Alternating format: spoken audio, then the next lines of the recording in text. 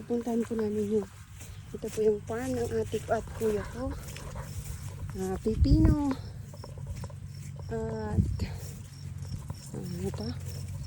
Patola. Ayan, ang ganda. Ang daming bunga. Harvesting time. Ayan po ang patola. Ang ganda.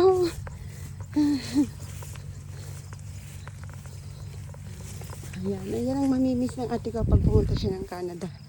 Hindi siya magpipitas ng ganyan. Ayan, ang ganda. Bari po. Ayan. Kajiting Yan. Ayan po ang model namin. Oh. Siya po ang may-ari ng ng farm na to. Ayan, di ba? Ay! Ayan, oh. Ang dami po, ayan, oh. Ang kanyang, ano ba tawag tikan?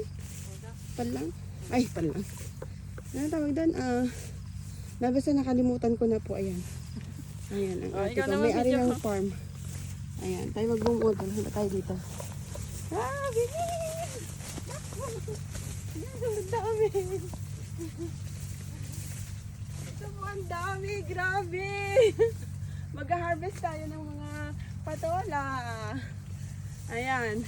Ayan, tama na po ang aming at marami kaming pipitasin. Ayan, ang ate ko. Bye-bye. Yan, umpisahan na namin. Para makarami po kami. Madami kaming pipitasin. Madalawa lang kami. Ito po ang kanilang farm. Madami pong anihin. Every 3 days na tayo. Every 3 days. Sana kung makakuha man na ako, daling ko dyan sa Canada. Pero hindi naman po kasi pwede. Kakain na lang ako ng madami.